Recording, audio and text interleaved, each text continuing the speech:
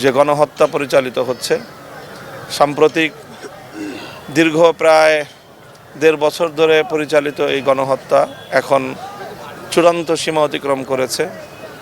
বীভৎস সেই হত্যাকাণ্ডের দৃশ্যগুলো, গাজার আবাল বৃদ্ধ বনিতা, বিশেষ করে ছোট ছোট দুগ্ধপায়ী শিশু, তারাও যেভাবে হত্যাকাণ্ডের শিকার হচ্ছে, নির্বিচারে নারী শিশুদেরকে যেভাবে হত্যা করা হচ্ছে, এই দৃশ্য গোটা বিশ্ব বিবেককে নাড়া দিয়েছে এই দৃশ্যগুলো।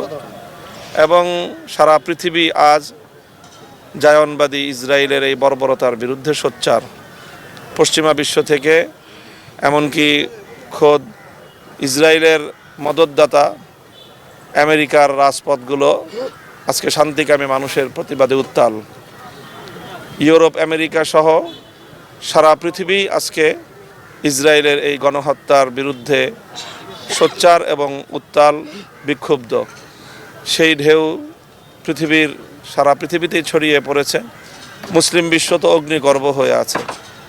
সারা পৃথিবীর সকল শান্তিকামী প্রতিবাদী মানুষের পাশাপাশি ধর্মপ্রাণ মুসলমানদের এই দেশ বাংলাদেশের মানুষ, সারা বাংলার মানুষ আজ ফিলিস্তিনের মুক্তি এবং গাজাবাসীদের পক্ষে তাদের জন্য সংহতি জানাতে সারা বাংলাদেশের মানুষ বদ্ধপরিকর এবং ঐক্যবদ্ধ। এমনিতেই সারা বাংলাদেশ জুড়ে খণ্ড খণ্ড বিক্ষোভ হচ্ছে, প্রতিবাদ হচ্ছে এবং সারা পৃথিবীর আলেম সমাজ মুসলিম বিশ্বের শাসকদের প্রতি বিশেষ আহ্বান জানিয়েছেন যে এই অবস্থায় মুসলিম বিশ্বের শাসকরা যেন ঐক্যবদ্ধ কোনো একটি সিদ্ধান্ত গ্রহণ করে।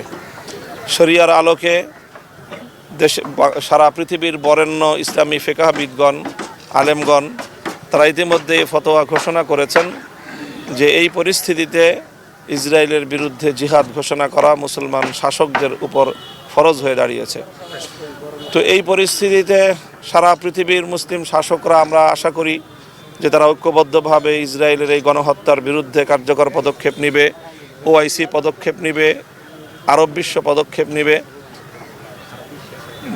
প্রায় 18 কোটি মুসলমানের এই বাংলাদেশ, এদেশের মুসলমানরা বরাবরই ধর্মপ্রাণ এবং মুসলিম উম্মার সকল সদস্যদের প্রতি তারা ভ্রাতৃপ্রতিম। তো সেই ভ্রাতৃত্বের জায়গা থেকেও বাংলাদেশের মানুষ ফিলিস্তিনের পক্ষে সবসময় ছিল এবং আছে। সেই বাংলাদেশের মানুষের ব্যাপক বিক্ষোভ এবং তাদের সেই প্রতিবাদ আজকে কেন্দ্রীভূত হয়েছে।